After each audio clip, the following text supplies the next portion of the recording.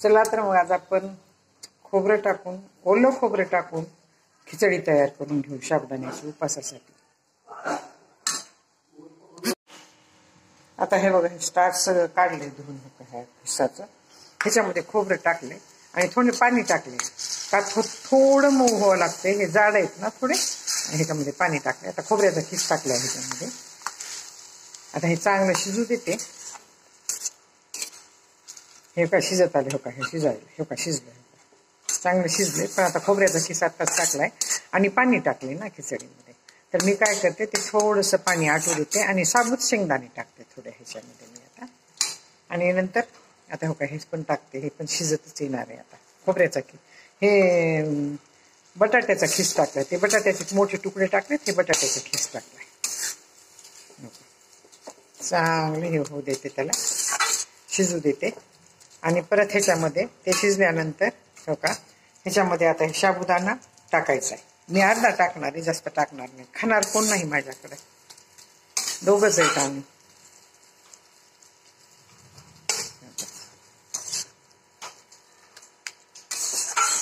आता हे चांगलं शिजू देते. तोपर्यंत नाही मी पुढची दुसरी तयारी करते. आता बघा, हे मी ह्याच्यामध्ये साबुदाणा टाकलं, सगळं साहित्य शिजले बरं का. खोबरं टाकल्यावर इतकं मस्त लागते ना खिचडी. मी ह्याच्यात शेंगदाणे टाकायचे विसरले, मागून घेते. माझे मिस्टर थोडे तिकडे बाहेर गेलेले, त्यांना बोलावून मागून घेते. ह्याच्यामध्ये साबून शेंगदाणे टाकायचे, इतकी टेस्टी लागते ना. आता ते वरी बटाट्याचं सोललेलं राहिलं होतं ना, ते तळून आपण खिचडीवर घ्यायचं. जसं आपण शेव घेतो ना भेळवर, तशी कुरकुरीत खिचडी लागते बरं का. मी आज तळलंच नाही, विसरले. मी तळायचं अगोदर तळावं लागते, परत त्याच्यात सगळं टाकावं लागते, पण मी विसरले. ते तळून चांगलं घ्यायचं. आता मी इथं ठेवलंय हो का, हे गार्डनमध्ये झाडाला घालायला. आता संध्याकाळ झालेली, उद्या सकाळी हे दोन्ही गार्डनमध्ये माझ्या कुंड्याला घालणार आहे आता. त्याच्यामध्ये फायबर आता असते, फॉस्फरस खूप असते बटाट्यामध्ये. झाड वाढीसाठी आणि झाडाला फुलं येण्यासाठी खूप चांगलं असते बरं. आता हे शिजून मोकळी होती चांगली खिचडी. तुम्हाला हे बटाटे टाकलेले आहेत ना म्हणून तसं वाटायला. तर शेंगदाणे टाकले आणि चांगली शिजली की खूप छान होती खिचडी. आता सगळं टाकायचं झालंय. कोथिंबीर नाही म्हणून तुम्हाला खिचडी सपक वाटायची. आणि मी हिरव्या मिरच्या टाकल्यात ना, लाल मिरची टाकलेली का तर माझ्याकडे हिरव्या मिरच्याचे पण मोठे मोठे तुकडे करून टाकावे लागते. त्याला जास्त बारीक टाकले तर कोणी खात नाही, ते काढून टाकते. फक्त चवीपुरती हिरवी मिरची टाकावी लागते मला. आता ह्याच्यामध्ये शेंगदाणे टाकते, शिजत आली. आता हे शिजत आली बरं, पूर्ण शिजली ही खिचडी. आणि मधले तो सगळे सामान पण चांगलं शिजलं.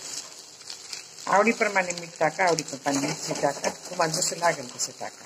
आता ही मोकळी होती चांगली. आत नाव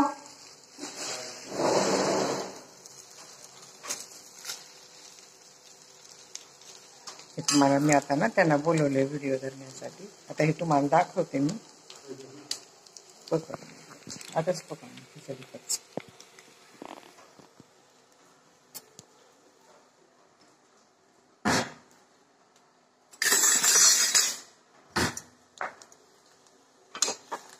आता हे काही पूर्ण खिचडी चांगली शिजली. हे बटाटो टाकलेत ना आणि काकडी टाकली, त्याच्या कारणाने तुम्हाला अशी वाटायली. पण हे आता थंड झाली ना की चांगली मोकळी खिचडी होती तयार.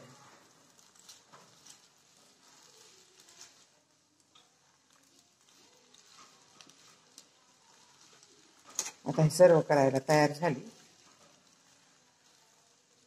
माझी जरी साबुदाणा, काकडी, बटाटे, हिरवी मिरची पासून तयार केलेली खिचडी तुम्हाला आवडली असेल तर सबस्क्राईब करा, लाईक करा, बेल आयकॉन क्लिक करून कमेंटमध्ये मला सांगा की तुम्हाला माझी खिचडी कशी वाटली. साबुदाणा पचायला जड असते, असं सगळं साहित्य टाकलं ना तर खूप छान पचते बरं ही खिचडी. ह्याच्यावर मीठ आपल्याला घ्यायचं असलं तर दही घ्यायचं, नाही तर लिंबू घ्यायचं आणि सर्व करायची. तुम्हाला टाकायची असेल तर तुम्ही कोथिंबीर टाकू शकता. पावसाळ्याच्या दिवसात मी जास्त कोथिंबीर मागवत नाही, नासल्याली येते, चांगली येत नाही. धन्यवाद.